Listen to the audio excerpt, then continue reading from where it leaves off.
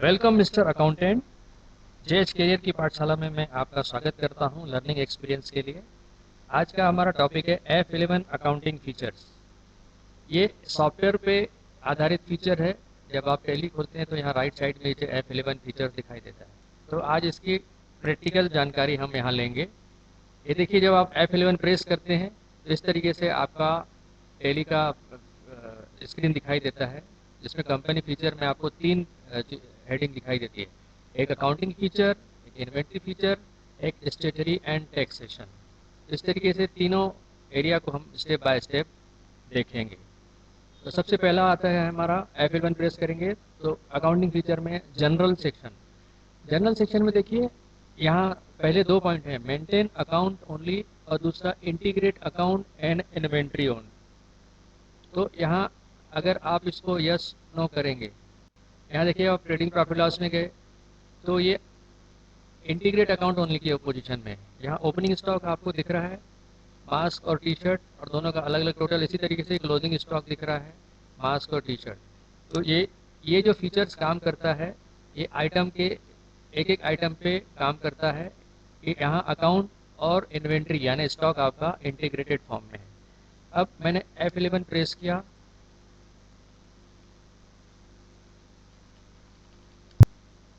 तो मैंने यहाँ मेंटेन अकाउंट ओनली को यस किया तो देखिए इंटीग्रेट अकाउंट ओनली खुद ही हाइड हो गया। अब यहाँ पर आप मार्क कीजिए, देखिए स्टॉक में अमाउंट भी चेंज हो गया और वो आइटम भी गायब हो गया। इस तरीके से इन्वेंट्री का इंटीग्रेशन जो है वो अकाउंट से हट गया। देखिए फिर वापस मैंने मेंटेन अकाउंट ओनली को नो किया और इंटीग्रेट को यस किया, तो इस तरीके से वापस आपके इन्वेंट्री जो है अकाउंट के साथ इंटीग्रेट हो गई और अमाउंट भी चेंज हो गया। अगला फीचर है तीसरा, use income and expenses account instead of profit and loss account. इसके बारे में ऐसा है कि जो इनकम एंड एक्सपेंसेस अकाउंट है वो नॉन ट्रेडिंग ऑर्गेनाइजेशन द्वारा मेंटेन किया जाता है। Profit and loss account trading organization द्वारा फॉलो किया जाता है और income expenses account non trading organization द्वारा फॉलो किया जाता है। तो अगर हम नॉन ट्रेडिंग ऑर्गेनाइजेशन का अकाउंट मेंटेन कर रहे हैं तो इसको हमको इनकम एंड एक्सपेंसेस में कन्वर्ट कर देना चाहिए। इस प्रकार इसको यस कर देने से ये देखिए इसका नाम जो है वो इनकम और एक्सपेंडिचर हो जाएगा। आइए अगले फीचर्स की ओर बढ़ते हैं। सेकंड पार्ट है आउटस्टैंडिंग मैनेजमेंट। इसमें देखिए पहला पॉइंट है मेंटेन बिल वाइज डिटेल्स। इसको यस कर देने से जो आपके आउटस्टैंडिंग है, मीन सन्डी डेब्टर और सन्डी क्रेडिटर पार्टियां हैं, उनका आप अकाउंट बिल और पेमेंट की ट्रैकिंग कर सकते हैं। इस पे अलग से वीडियो बना के आपको इसकी ट्रेनिंग दी जाएगी।